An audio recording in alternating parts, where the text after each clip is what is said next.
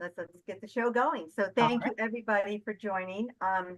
We are Holly and I are very excited to bring this topic up for conversation amongst us. Some of your backgrounds are, I mean, all of your backgrounds are amazing. So I'm sure all of you have had some interesting experiences when it comes to customer success, whether it's your own experiences on how you deliver that to your clients and or how you receive it from some of your own prospects and customers. So let's dive right in. What we're going to do today is actually just have a few slides and go through some of the key elements that Holly and I have experienced within the customer success. And then we're going to go into a breakout and we're going to share some of our stories amongst our small groups.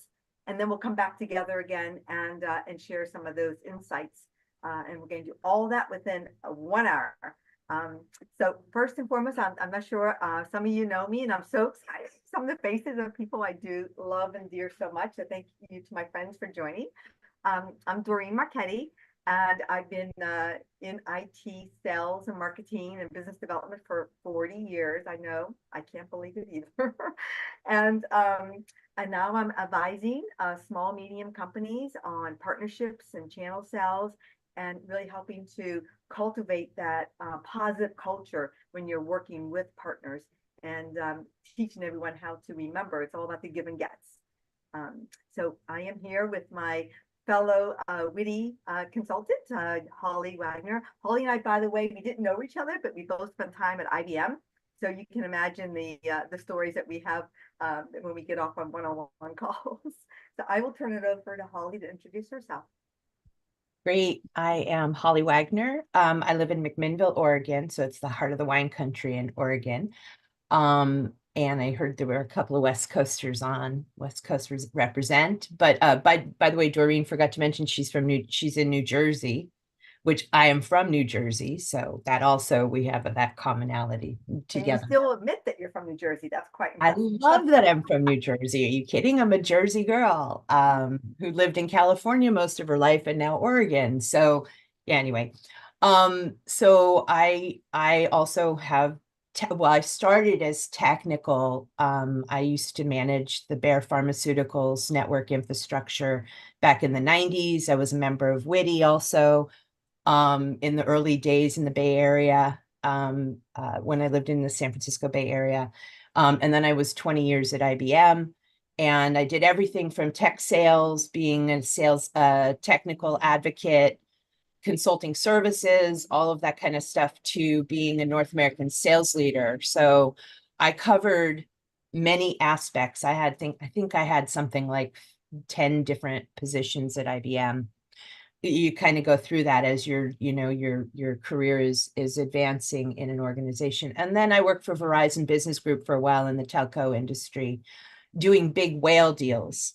I was business development and focused on deals that somewhere in the $75 million range. So really large, long-term deals.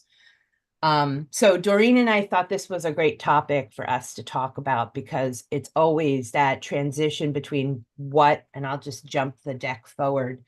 This is my philosophy, and this actually comes from back in the day when I was learning about Y2K and compliance and HIPAA, all of those things, because I was actually at Bayer Pharmaceuticals at the time when we were going through Y2K, and HIPAA didn't exist yet, but I dealt with it a lot at IBM. But I always kind of put it as, this really comes when you're thinking about policies too. Say what you're going to do what you said you would do, and then show how you did what you said you would do. I know it's a tongue twister, but it is really true. You make that, there has to be a direct thread between everything that you do with your customers.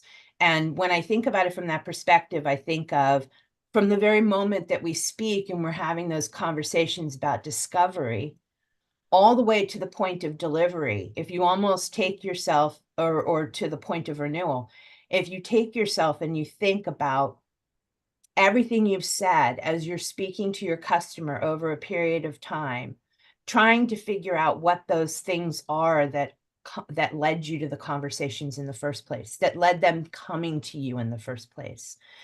The other thing, and this isn't in here, but the other thing that I always say is that it's got to be important to be able to say no to a customer. I know that sounds crazy, but to be able to say no to a customer, or to be able to say the truth and holding the truth, right? And keeping that, because it's not like you will refuse a customer from something in delivery, or from something that they want from you. It's more about the fact that you're being honest about what your capacity is. And so it's important to say that in the front, say what you're going to do. Because if you say, I'm sorry, we cannot give you this piece, and maybe it's the triangle. We all know the triangle, money, resource, and time, right?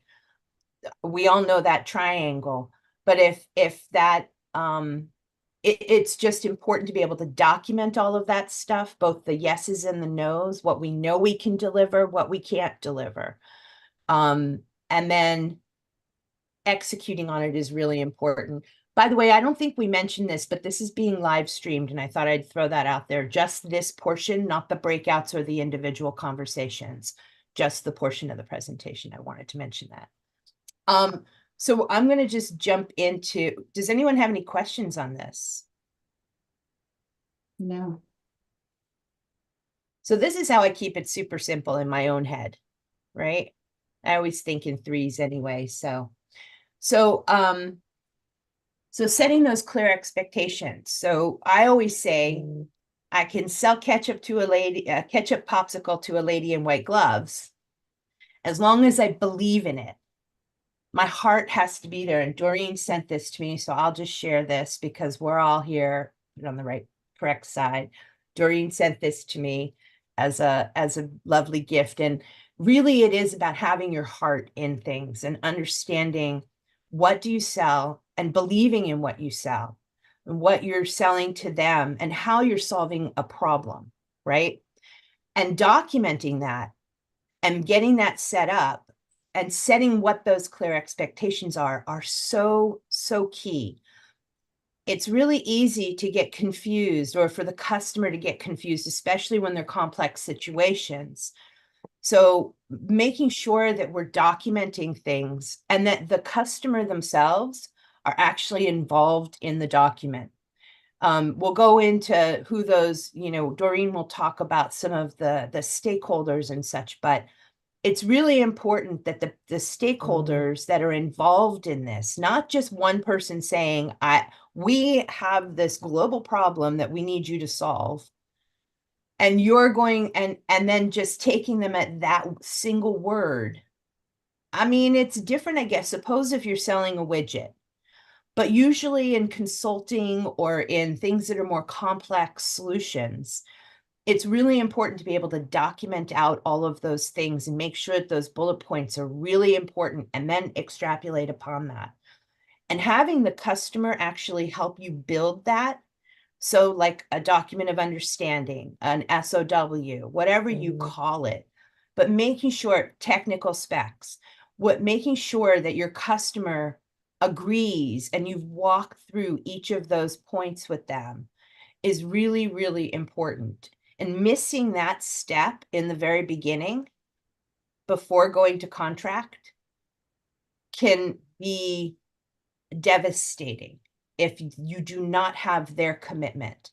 Because in the end, you're putting this contractually on a piece of paper, and you're taking them, you're agreeing on something. And if they don't have the same understanding that you have, and you don't have the same understanding of them, because ultimately you're solving their problem. And so it's so important for you to understand them and where they're coming from. If that is not locked and rock solid, then when you get to contract, when you get to delivery, your contract is ambiguous and doesn't have their commitment in it. All right, so I'll pause there. Doreen, you ready for the next slide? I am. And so we're moving now that we've had our expectations set with our main stakeholder within our client. The other piece of this, and what I found over all the years, and I've had the privilege of managing teams in 30 different countries and focusing on many different kinds of clients and partnerships. And at the end of the day, every single time, one of the biggest issues that we all ran into is if we didn't do this correctly was really understand who all the stakeholders are. And it's not just your main contact within that client or your partnership. It's really getting to know all of the people that impact that relationship that you have between your two companies. So get to know who is the marketing leader, get to know who is your legal advisor, who is their HR, who is the sales marketing.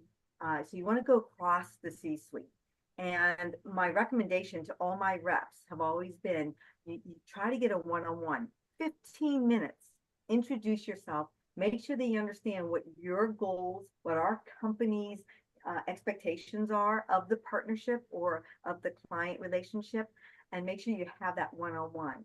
Because when time moves on, it would be so important to have built that relationship. So stakeholders is so important. And again, it's not just your one who signed the contract for you, it's the entire C-suite across the company and the key people within the company. By the way, I always found my reps, the ones that they always steered clear of was legal and HR. And yet I found them to be one of the most important ones. So make sure you add that to your list if you haven't already done that. The next slide is all about cadences. And cadences, I mean, I don't know about you all, but I used to cringe when I was a rep, right? The cadence, because it depends on the management. I'm sorry. Oh, I didn't get the deck forwarded. Sorry, Doreen. That's okay. I'm actually looking at my deck, so I should move over to your deck. Sorry. It's okay.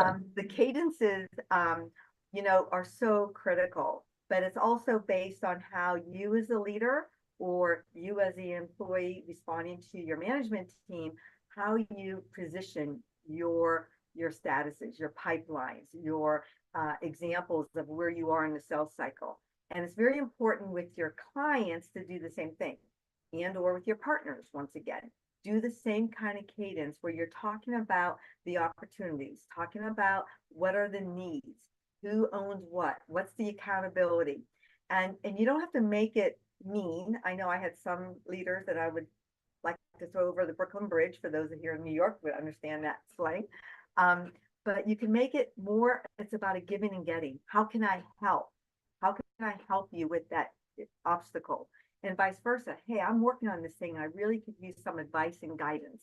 So make your cadence more the give and gets, and you'll be astonished at how you can move through whatever cycle you're working on for that sale or for that customer success of the relationship that you have. So I find cadences again to be could be a positive thing.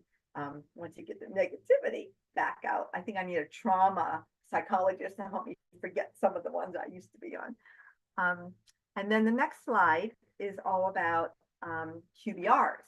So once again, it's the things that you as a leader or you as a rep wanting to make sure that everyone is on par in understanding the expectations, and then doing a checkpoint on where are we with those expectations. Have the stakeholders pulled their weight? Have they been asking for what they need? And have we been be reciprocal in being able to answer those? So QBRs, which stands for, quarterly business reviews. In some industries, maybe a monthly review is needed because of how fast paced it is. But I found at least a QBR every quarter, having it on the calendar for the whole year really pays off, because everybody's coming with expectations. If you are a procrastinator, then people all of a sudden are rushing to get those things together, but that's okay, because at least when you're all together now, you could talk through whatever the issues, the challenges, and the successes, right? Sometimes you forget to talk about the successful parts of the relationship. And when you think about it, those are the ones you want to make sure you talk about as well, because now you want to figure out, how do you replicate that? How do you share that across more of the teams? How do you do more of those? Not just try to fix all the problems that we have. And that's what QBRs sometimes end up being I use the word bitch. Am I allowed to say that? The bitch sessions? Those are not so good. So QBRs, very, very important to implement. And you as the leader or you as the rep, take the lead on it. Make sure that you get the stakeholders and the people within your own company to agree to do these and get them on the calendar. Life changing, in my opinion, for the success of the client coming back and wanting to continue being your client, with partnerships to continue wanting to partner and to grow your businesses together. And I think the next slide, we're switching back to you, Holly. Just something that I wanted to add around the QBRs is that they're more than just your regular cadence communication, right? They are more focused on it. It comes back to that statement of, you know, what you did, what you have been doing. And it's important to also get the customer's feedback of what they see as being successful and what they see are areas of improvement. Doesn't have to necessarily be that they're failures, right? I mean, Veronica, you know this from project management, right? You got to do this all the time. You're constantly having to make sure and validate all the way through in your regular established communication cadences. You have to make sure that you're constantly going through that and reiterating, are we on track? Are we doing what we said we were going to do? And continually even referring back to, you know, what we said we were going to do, right? And so when we come to the QBR, it's a great place for us to not only build those trust relationships, it's a great place for us to hear even how the customer's perspective could have changed, even on a business point of view. I know when we did QBRs at IBM, and those were for really large teams, like I'll use Kaiser Permanente was a great example. We would have the CIO come in, the CTO come in, and they would come and speak and talk specifically about where their direction may have changed throughout the year, even after we signed a contract. It doesn't mean the contract is going to change, but it means that they want us to understand a perspective, and we give them an opportunity to actually speak about their business. And so continually, our teams in the QBRs, whether they're small QBRs or they're very large QBRs, give an opportunity to hear the customer, but also give the team an opportunity to be participants in those conversations. So, all right, preparing for renewals. I mean, we're going fast. I know we are. This seems like it's really like, it may seem like this is like, well, all kind of duh kind of things, but we forget sometimes that the process that we do, that we go through, you know, really is something that is iterative. It's constantly an iterative conversation. And as we're doing these QBRs, we should be thinking about some of these things. And as we're doing, I mean, they all kind of lead into each other, right? As we're doing our cadences, we're doing our QBRs, we're understanding where the customer is coming from and where we're delivering successfully and where we need to be improving things. We also are probably improving our delivery process all the time, constantly an evolution of delivery, updating our delivery. And then when that should set us up for the right expectations for preparing for renewals and having enough time up front and be thinking about this, not the last minute. The last minute makes things too rushed. It is really important, especially if they're consultative services that like one and done kind of thing, you still want to keep that customer for potential repeat. So there's always that conversation, whether it's purchasing a single item, purchasing services that have a finite end, or purchasing services that are on a continual basis, on a yearly, quarterly, etc. kind of basis. You always want to prepare for how to continue that revenue stream from your own business perspective, but also continuing to provide value to your customer. And thinking about, so when you're in all those meetings, you know, people say project managers should also be sales, right? because they're supposed to be hearing what the customer's needs are all the way through the delivery process. All the way through that, the project managers, the salespeople, everyone who's engaged from the organization should be listening to the customer for what is potential for the next opportunity for us as the sellers to help continue that relationship with the customer. So preparing for renewals is really important, and that means to have a good understanding of where you are today and where you want to take the customer in the next phase, and just continually having those conversations. It's really always about the open communication, though, and preparation should happen. It depends on the size of the deal, of course, but don't wait till the last minute. Because I see that way too often. I mean, always, actually. It's not like just in one or two organizations. I almost see it. I've almost always seen it, that we don't think that we aren't preparing enough in advance to what that looks like to continue that relationship. And then we find out that we have a short runway to do that. And usually contractual things don't take short periods of time. So you have to kind of, if you think about the rinse and repeat and coming back to the beginning of the conversation, that took time to build that relationship and to build those understandings with the stakeholders, et cetera, et cetera. You're going to need that same amount of runway for doing, preparing for the renewals.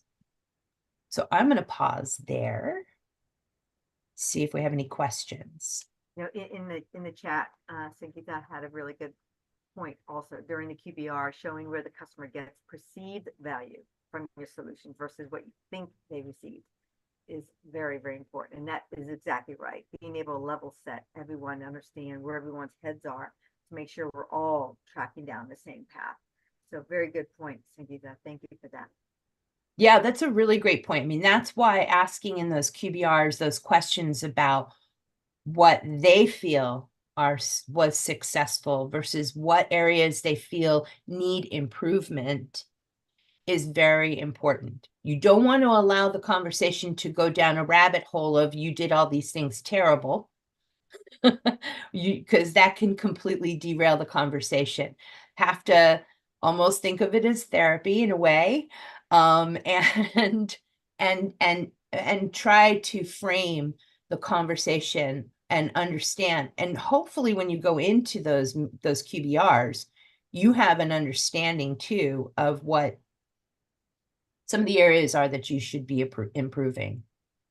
Holly, I think every company should add benefits for therapy for any sales, BDRs, SDRs, or customer success, because I think we all could use some of that way of letting it out and getting our heads level set, because as we all know, it's some of the toughest jobs in any company is really having that relationship and nurturing that relationship with our clients or partners. That's right. And someone asked in the chat, and thank you, Amanda, for answering it, but I'll say it again for the recording. QBR, just to reiterate what that stands for, is a quarterly business review. It could be biannual, depending upon the size of the project, depending upon the size of the customer. That is really something that you negotiate up front, but it's not a detailed project plan that you're going through. It's a process plan almost. It's a level set and understand. Again, it's the positive and the what we're doing really well and areas where we need to improve to continue a path of success to the end result of the delivery. So shall we, it's at 12:30. Should we go ahead and introduce our next, we're going into our breakouts? Yeah, let's get ready for our breakout. So we put together a breakout question for you to think about and kind of take with you into your breakouts. We're going to do, I don't know, 3 to 5 people per breakout. How many people are, we've got 32 on the meeting. So we've all experienced some incredible customer service or success. Doreen just shared, what's that? Nothing, Oh, 3 people, oh, okay. the magic of 3. Sorry. We've all experienced some incredible customer service or success with a client or with our own performance. What was the scenario and the outcome? Something that you think that you'd like to share, and like, what did you learn from it? And it's fine to share a bad experience. Doreen just had a bad experience with oyster shells, so she shared that with me. That was so funny. But it would be great to like share some of that stuff. I mean, the bad, we learn from bad. So I hate using the word bad per se, but super challenging is good. Doreen says bad. It's All right, bad. let's do the breakouts. By the way, if anybody works for the Tractor Supply Company, I want to chat with you. How many minutes would you like, Holly? 10? Yeah, let's do You do 13? 13. 13 minutes with 3. We'll do 3s. Yeah, Okay. there are 3, there's 1 4. 12 with a 20 or 60-second countdown. All Okay. good. Thank you, David.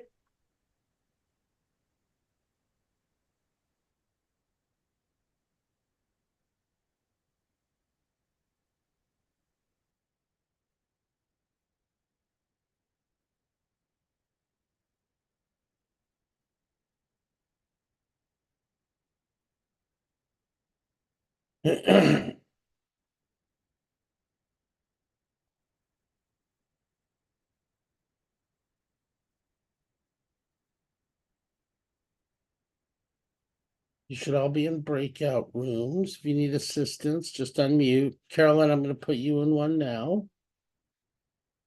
Oh, where'd you go? Holly, are you going into a breakout room? Okay, I'm going to move my Margaret to 7.